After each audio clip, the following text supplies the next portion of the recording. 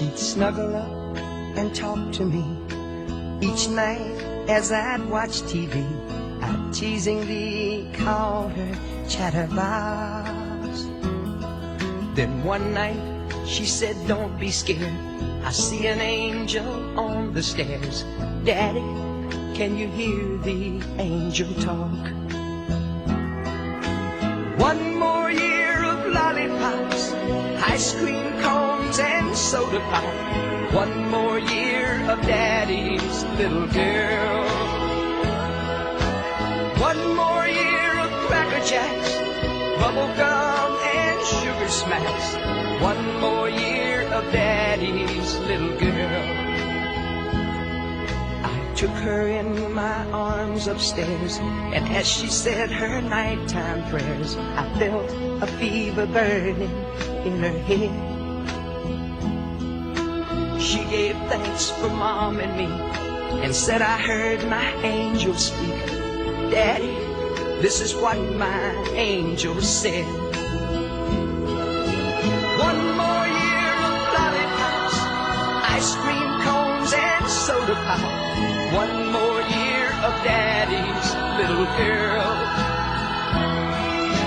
One more year of Cracker Jacks, bubble gum and sugar smacks. One more year of Daddy's little girl. Her faith grew strong, her body weak, and soon my frightened eyes could see there was nothing on earth that I could do. And 1 year later, to the day, in her sleep she slipped away, and I knew what she had said and heard was true. One more year of lollipops, ice cream cones and soda pop. One more year of Daddy's little girl. One more year of Cracker Jacks, bubble gum and sugar smacks. One more year of Daddy's little girl. One more year of Daddy's little girl.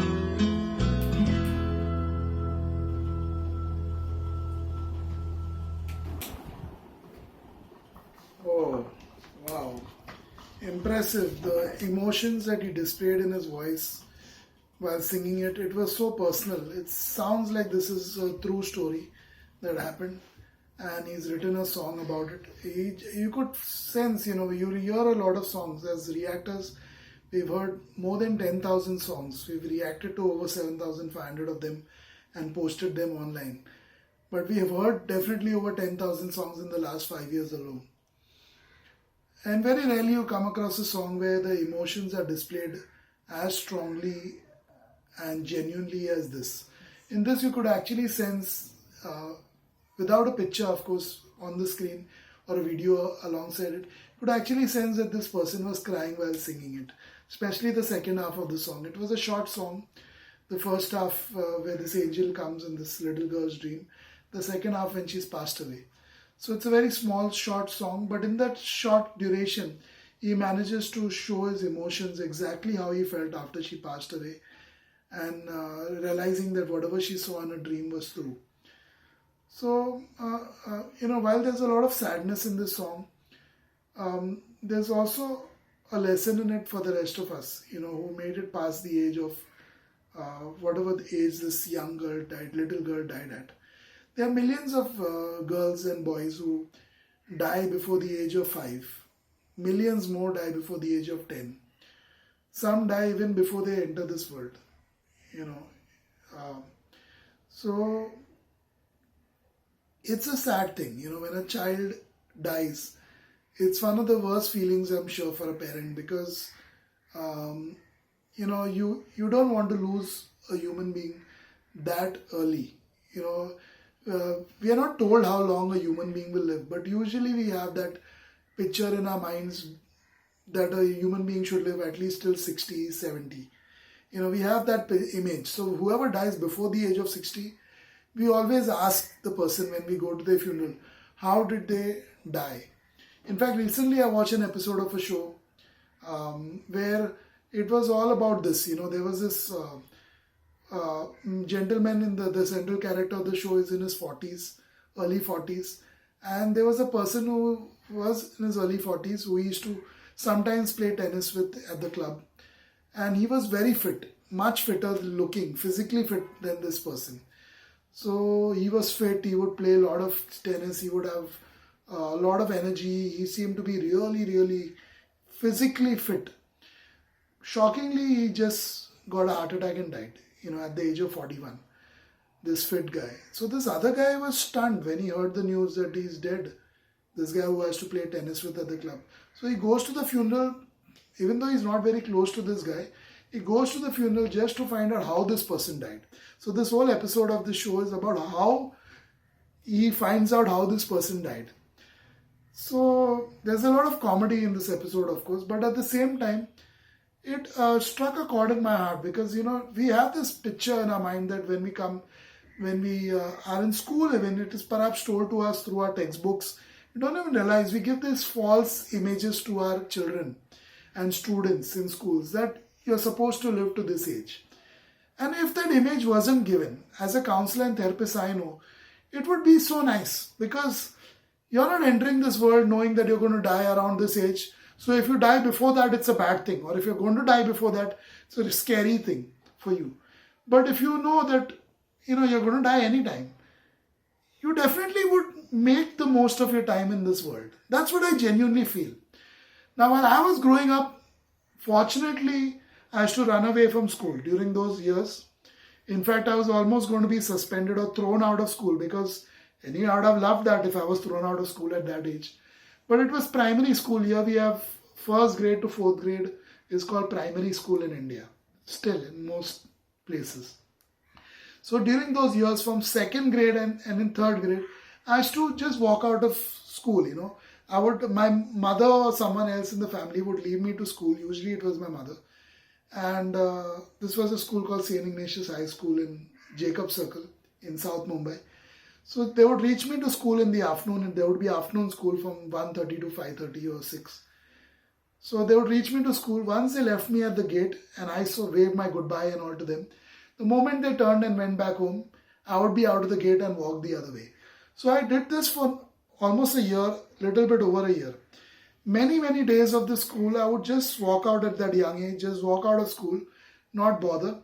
I was not afraid of anything because I wasn't told that you're going to live to this age or you're going to live to that age. So I didn't have any dreams as such in my mind that, apart from few that I had about my career if I lived longer. I just said, I'm here on earth for a limited time. I don't want to be stuck in this classroom listening to a teacher read out from a book. Whatever it is he or she is reading, I don't want to be stuck in this class because I may be dead like that other boy next door. In those days, there were so many kids who died near me. I'm not joking. There were a lot of riots in South Mumbai in those days. And I lived in an area where there were the most riots. Baikla, Agripada, Madanpura, those areas were literally where you could see blood on the streets on any given day of the year. You would wake up in the morning, going to school, you would see blood on the streets. That is how bad it was in Mumbai in those years. At least in that area of Mumbai.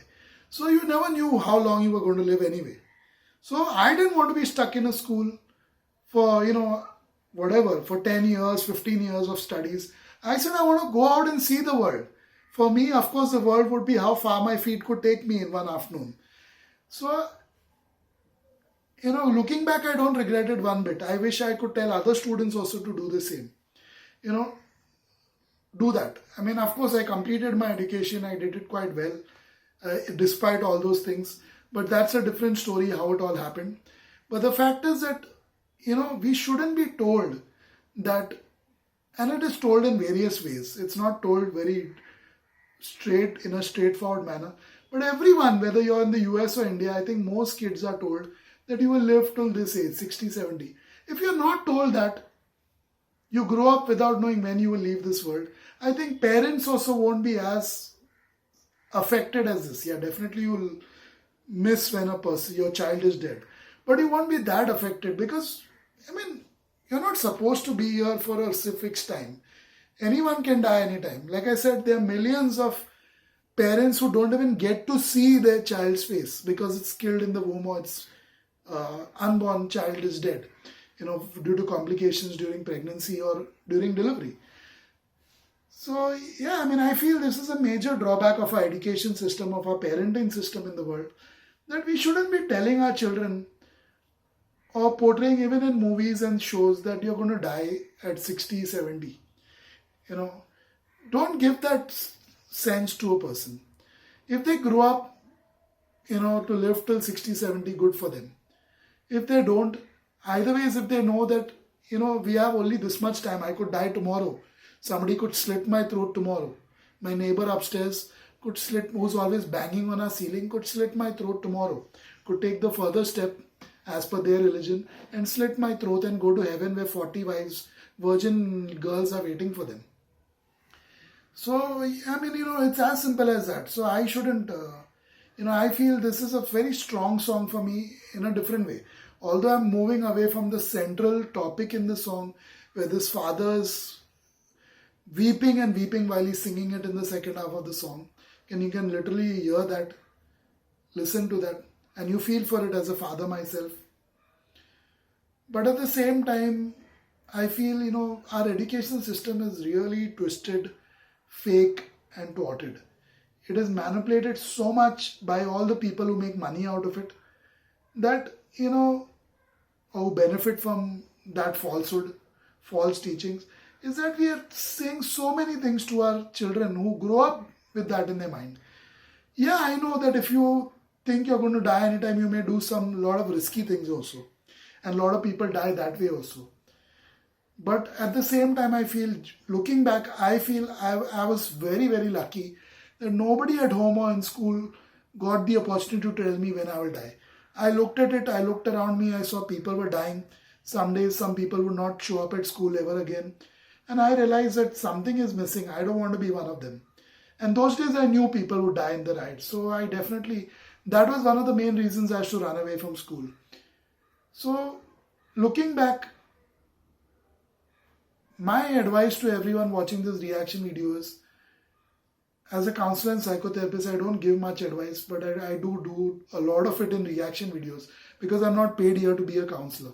I'm paid here to sit down and listen to music and share my honest opinion, which I do, like this one.